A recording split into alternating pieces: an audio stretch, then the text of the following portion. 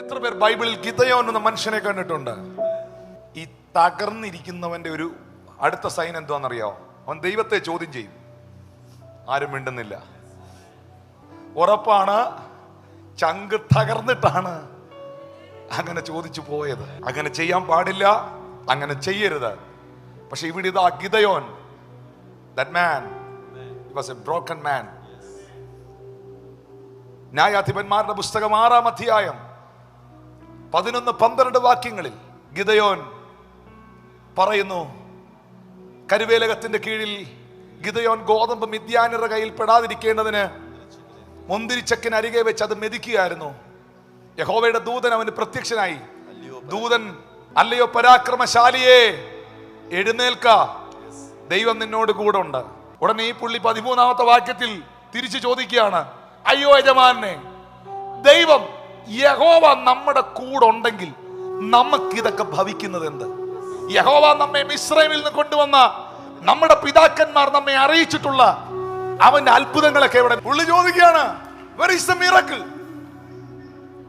Where is the God? Because that's a broken, അവനൊരു തകർന്ന പാത്രമായിരുന്നു. അവന്റെ പിതാക്കന്മാരും അവന്റെ കുടുംബവും മിദ്യാനിയരുടെ കയ്യിൽ നിന്ന് അനുഭവിക്കുന്ന യാതനകളും വേദനകളും കണ്ട് ഭക്ഷണം കഴിക്കാനില്ലാതെ കുറച്ച് ഗോതമ്പ് കിട്ടിയപ്പോൾ മാറിപ്പോയി തന്നെത്താൻ അത് പൊടിച്ച് റെഡിയാക്കിക്കൊണ്ടിരിക്കുമ്പോഴാണ് ഈ ദൂതൻ വന്നവിടെ പ്രത്യക്ഷനാകുന്നത്.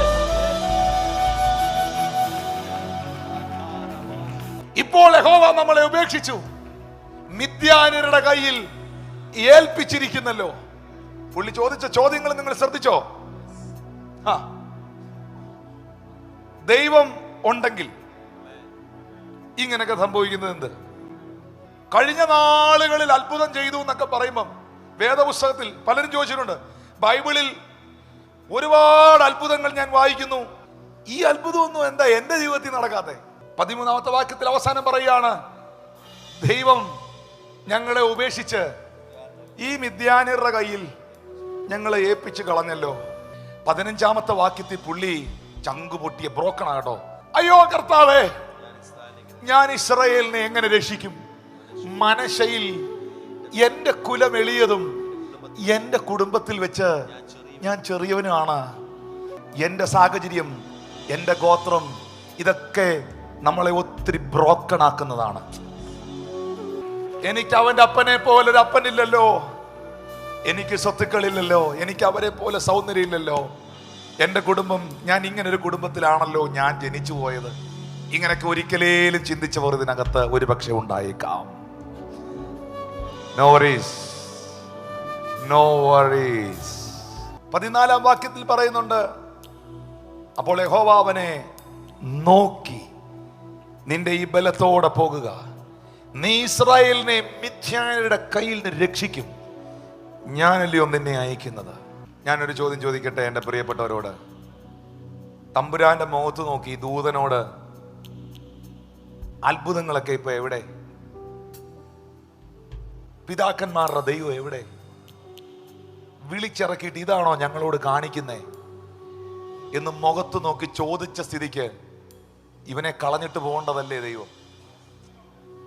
പക്ഷേ ദൈവം പോകുകയില്ല. കാരണം നീ ഒരു ബ്രോക്കൺ ഹാർട്ടാണെന്ന്, നീ ഒരു തകർന്ന പാത്രമാണെന്ന് ദൈവത്ത് മനസ്സിലാക്കും. തകർന്ന പാത്രമാകുന്ന നിന്നെ എൻ്റെ ദൈവം വീണ്ടും പണിതുയർത്തും. നീ ആകുന്ന തകർന്ന പാത്രത്തെ, God is understanding you, my brothers and sisters. അങ്ങനെ ചങ്ക് തകർന്ന ഗിദെയോന്മാർ ആരെങ്കിലും ഇവിടെ ഇരിപ്പുണ്ടെങ്കിൽ നിന്നെ ഒരുത്തനെയും കൊണ്ട്